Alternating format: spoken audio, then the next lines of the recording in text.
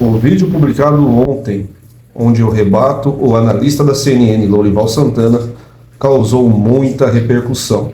E eu resolvi fazer essa parte 2, porque naquele vídeo eu deixei de falar muitas coisas, meus amigos. Algumas coisas deveriam ser faladas, eu acabei deixando passar, né? Mas gostaria de pedir para vocês, se não são inscritos no canal, se inscrevam e também deixe seu like, compartilhe esse vídeo, isso é muito importante para o crescimento do nosso canal. Bom, meus amigos, a OTAN derrotaria a Rússia num confronto direto entre os dois países? Aliás, entre os dois lados, né? Lembrando que a OTAN, já começa por aí, uma coisa que eu deveria ter falado ontem. A OTAN não é um país, né, meus amigos? Não é uma unidade, são 32 países com presidentes e leis diferentes. Então isso aí já é uma dificuldade para a OTAN ser mais coesa, o que implicaria em atrasos, tomadas de decisões, coisas que devem ser levadas ao parlamento, etc. e tal.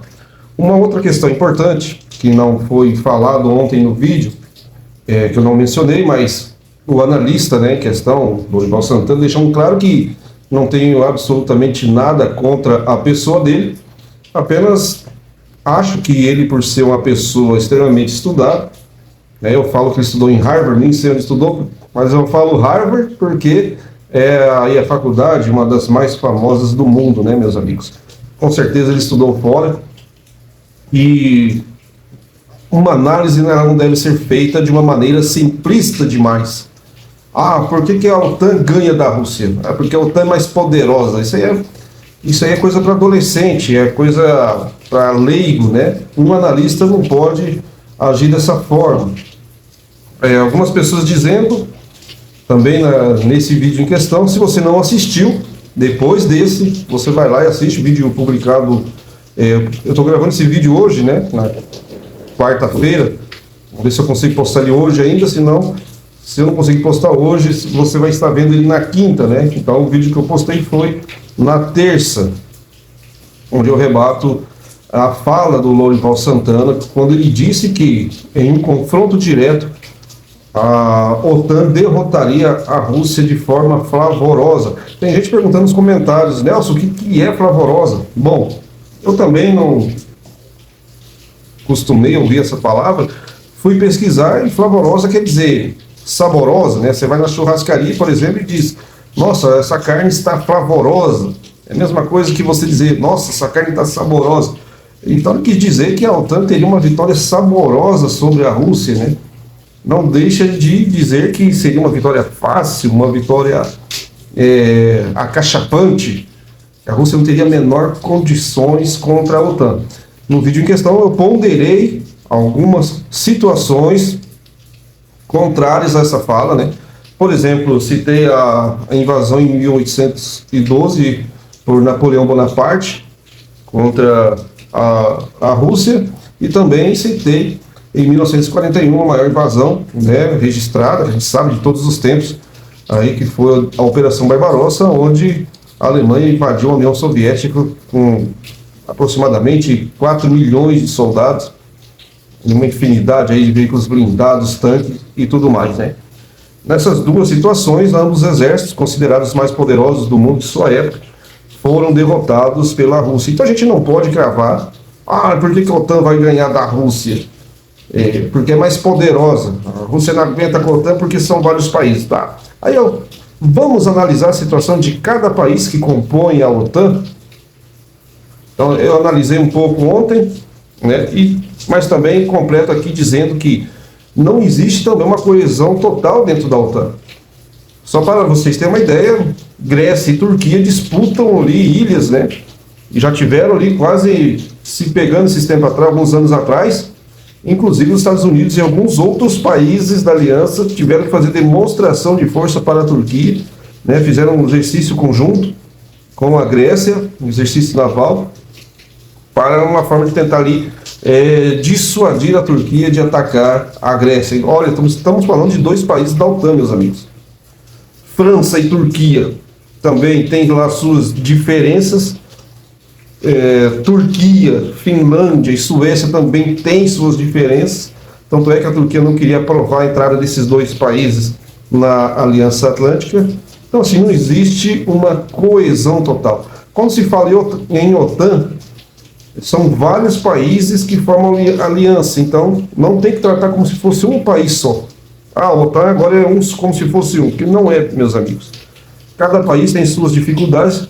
Nós vimos, durante essa guerra da Ucrânia, a Alemanha numa dificuldade tremenda de enviar equipamentos para a Ucrânia, veículos blindados, tanques de guerra, os Leopard, por exemplo, tinha poucos operacionais.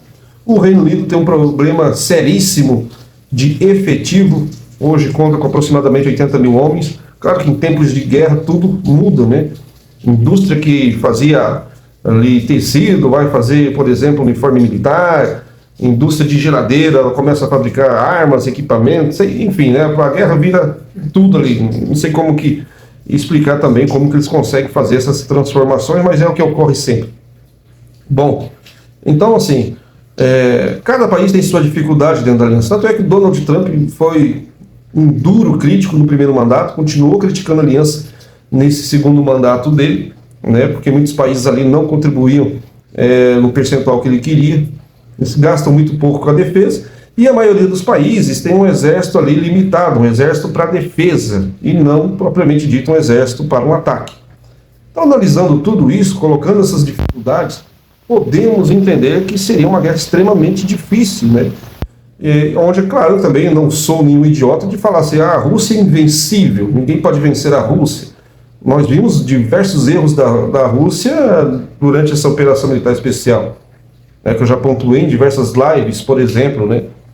A gente não sabe também qual que era o objetivo inicial e o final, onde que eles querem chegar. Mas, claro que a gente pode apontar alguns erros, né, que eles cometeram dentro da Ucrânia.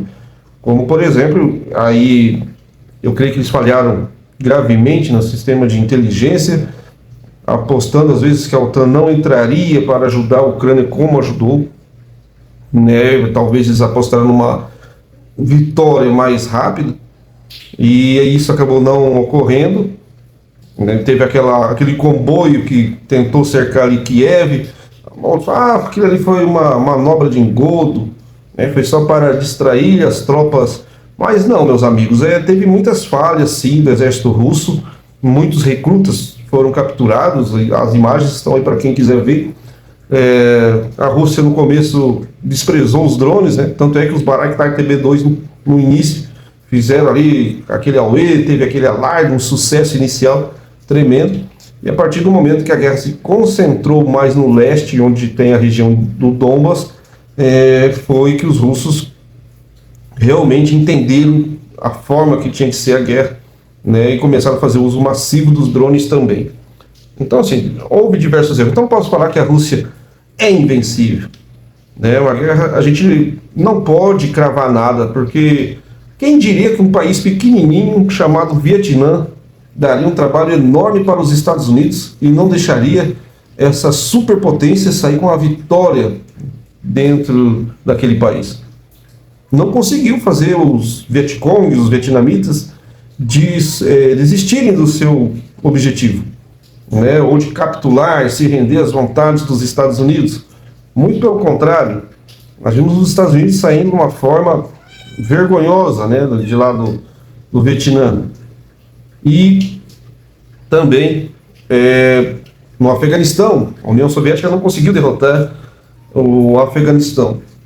Então, assim, aí muita gente fala, Nelson, mas no caso a Rússia está invadindo a Ucrânia. E geralmente o país invasor, ao qual você citou, né, que eu citei no vídeo passado, o exército de Napoleão e também o exército do Homem do Bigodinho, onde eles foram derrotados. Nessas duas situações eles eram os invasores, e agora a Rússia está invadindo a Ucrânia. Temos que entender o seguinte: para a OTAN ajudar a Ucrânia, eles também estariam invadindo a Ucrânia. Invadindo no sentido assim, tem que fazer grandes deslocamentos. Por exemplo, as tropas da Alemanha teriam que sair da Alemanha, as francesas sair da França, e assim por diante. Ou seja, seria uma dificuldade logística também para eles. E a Rússia está logo ali, invadiu a Ucrânia, mas está do lado. E olha a diferença da França, do exército de Napoleão, quando invadiu a União Soviética, em grande profundidade.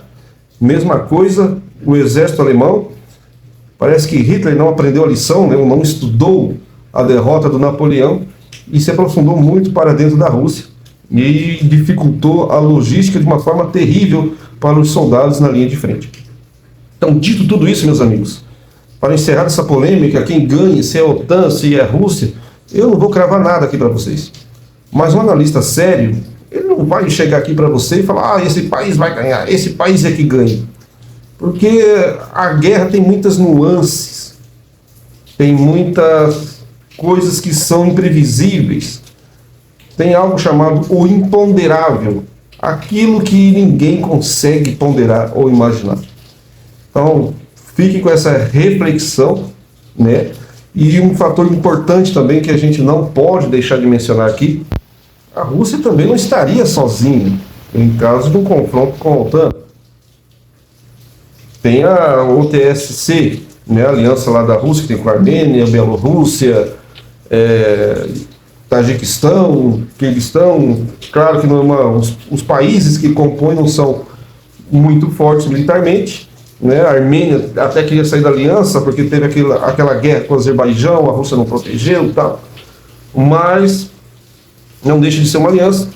A Coreia do Norte, que firmou uma aliança com a Rússia, onde se um país for atacado, o outro entra. Tem essa questão. Tem a China, que a China para mim é um grande ponto de interrogação. Até que ponto a China entraria para defender a Rússia e vice-versa? Tem um gatinho aqui, pessoal.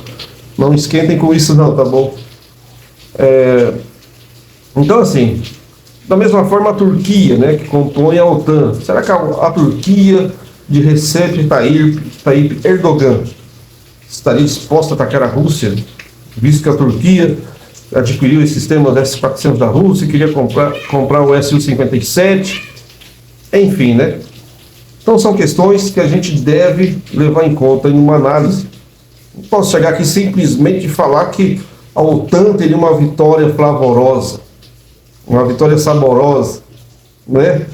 Olha que eu não estou engravatado, não tenho cenário bonito, não tenho estúdio, né? Mas eu gostaria que vocês prestassem atenção na minha fala. E se por acaso estou falando alguma besteira, deixem aí nos comentários. Mas na educação, Nelson, você errou nisso ou naquilo, né? Vamos debater, vamos conversar. Não tem problema nenhum errar, pessoal, mas eu vou errar tentando acertar. E não vim aqui falar para vocês, tentar influenciar de uma forma diferente, né? Como analista, deixar de pontuar certas questões. Só a aliança é poderosa, a aliança são 32 países contra...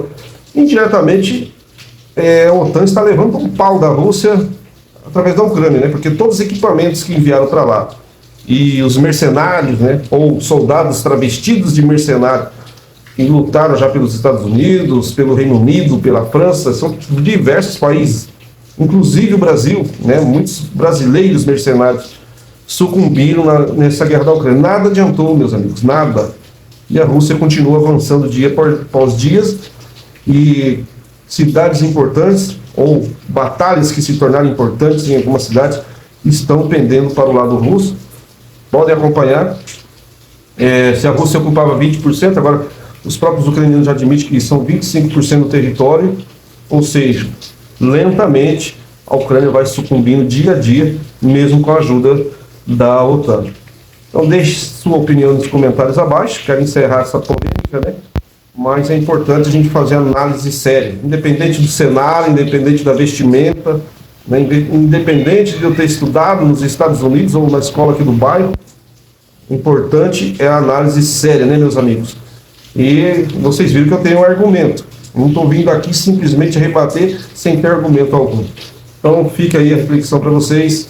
Espero que gostem desse vídeo, compartilhe, deixe seu like e, mais importante, deixe sua opinião a respeito. Forte abraço, até o próximo vídeo.